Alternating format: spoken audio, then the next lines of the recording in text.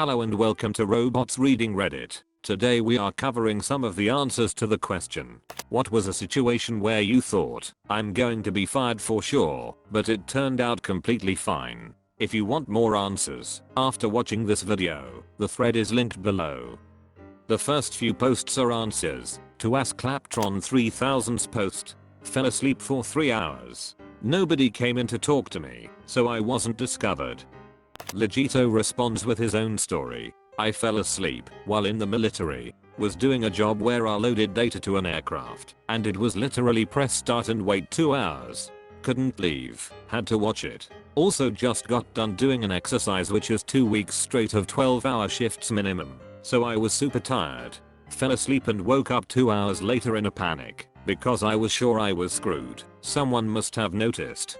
Found 2 of my co-workers, who were 2 ranks higher than me, just sitting there watching me with smiles. Was sure I was screwed. They knew I'd been asleep the entire time because they came and checked on me twice, but were super impressed I timed the wake up almost perfectly. Job was at 98% done, and just tousled my hair and walked away. Respect those 2 dudes so much after that, and made sure to help them out whenever I could. Also became a running joke for years. This person is definitely using some sort of software to keep track of all his online accounts and passwords. Not to one-up you, but one time helping to open a new call center I got to work, clocked in, realized I'd left my security badge back at the hotel, and went back to get it. And because of the ridiculous hours and being exhausted I just went into autopilot and went to bed. Slept for 9 hours straight. Got up and started my day again. Was confused as hell to discover that I was 12 hours off and I'd slept through a whole shift while on the clock. It was 7:45 PM, not 7:45 AM. So I clocked out and went back to the hotel, having made about 10 hours of overtime by that point, while sleeping through 9 of them. Nothing was ever said, and I don't think anyone ever noticed. Now we leave the oversleeping people and move on down the thread with a post by Crotchet Prozac. Recently actually, I work in phone support for a big business, and I was still learning the phone system. We have 2 different types of call transfer button. Consult, which means you place the caller on hold and go first, so you can fill in another agent. Blind, which means you just send the person to a random boss working the floor that day. Rules state we have to consult every call and never blind transfer or else we will get in a lot of trouble. Anyway, we are all taking calls and I get this customer who is just not having the greatest of days and has decided the best way to deal with his day is yelling at somebody who literally just can't help him solve his problem. We are going around in circles on the phone. Him getting my ass verbally handed to me, and I can't hang up on the guy because company policy. So when he asks to speak to my manager, I oblige and open the phone book, hover over the department manager's name and click. Blind? No. Why fingers? Why? All of a sudden, the big boss, the manager of the manager's phone begins to ring, and I'm screaming on the inside. No. No. No. The big boss is looking around as he picks up the phone, sees my look of complete horror and picks it up. I'm sitting there, getting another call, trying not to look over at him, but after 5 minutes he's finished and starts walking over to me and I'm like, well, I had a job. And he pats me on my shoulder and says, your face is priceless right now, and walks off. He didn't care. My office team still make fun of me for that. A flight paramedic in my town backed an ambulance into a fixed wing aircraft and damaged the wing. Minimum $300,000 damage. The funny thing is, all paramedics are trained on runway protocols with a land ambulance. This training manual is provided by the Air Ambulance Service. Except they don't train their flight medics on it because they almost never have to drive an ambulance, and so the guy got off without even a warning. They did email the manual to all the flight medics though. Backing into an airplane is pretty bad, but I think this have the potential to be worse. By user Ferenc. Used to be an ambulance dispatcher. We have a hospital that had a primary helipad, but then another small helipad on the other side of the campus. It requires an ambulance crew to meet the helicopter and transport the patient to the destination, typically the ED. Crew was warned not to approach the aircraft until pilots said okay. Crew did not follow instructions. Crew approached aircraft. Crew witnessed blanket and stretcher mattress get sucked off stretcher and into the air intake. I think this was a Coast Guard aircraft of some kind. Occurred around 1996. Glad I didn't have to write the incident report for that. By user Mocha Java 1. Worked as a research assistant while in college. My boss worked with mice brains and gave me a couple practice ones to learn how to slice and mount them onto microscope slides. Eventually, she let me move on to the real thing. She literally said, "This brain is really important. I've been working on experiments with this mouse for 6 months." In my anxious state I dropped it down the drain with the water running. She was not happy in the slightest, but didn't fire me at least.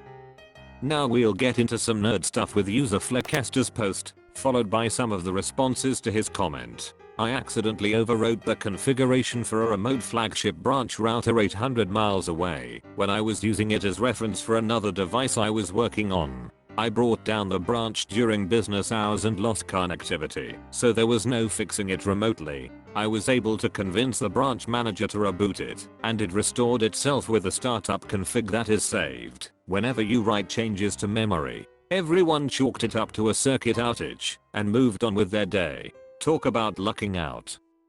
By Necessary Evil BMC. Been there. I was updating a backup router and using another location as a reference and uploaded the config to the wrong one. Luckily mine was after hours, but I still ended up driving from Charlotte, North Carolina to Raleigh, North Carolina at 2 in the morning to be there when they opened up so I could reload the config. I tried calling the GM for that location as I could have walked him through fixing it. Just connect to the backup router over the phone, but no answer. I had the config backed up, so it took me longer to set the proper static IP address than it did to fix everything. Then I turned around, drove back to Charlotte, and still put in another 6 hours of work once I got back. My boss just laughed at me and said, "Well, I guess you're going to Raleigh in the morning." He knew that my having to fix it would both be punishment enough and wouldn't be a mistake I'd repeat. I still get made fun of for it. But since then, I've made sure that every router is named properly with location and device number and saved the config from the 50 routers. It boggles my mind that we didn't have them before, as I'd always backed things up before and after I worked on them. By user Nathan Reek. Nice. I was closing up the money for the first time in my own, and I had only done it like 2 times before, and it had been at least a month since I had last done it. Anyways, I made a mistake. I deposited the money incorrectly and screwed up the computer because it had the incorrect numbers. Had to call my head manager at like 11 PM to try to fix it. Well, I couldn't fix it and had to fudge all the numbers to make it work and type up everything I did in the notes section.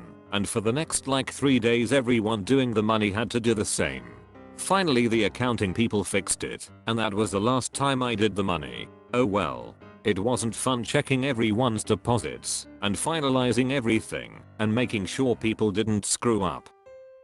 Let's leave the nerd posts with Daisy GJ. About 4 years ago, I had a company card. I found some things that the office used were cheaper on Amazon than through our usual stationery supplier, so used the company card to get them. Next time I went on Amazon, it remembered the last card I used and automatically put my order on that. Unfortunately, this was the company card. I know I should have checked this. It was a small amount, so I didn't realize it had come out of the wrong account until I did my monthly tally of spending on the company card, and I panicked to see this clothing order on there.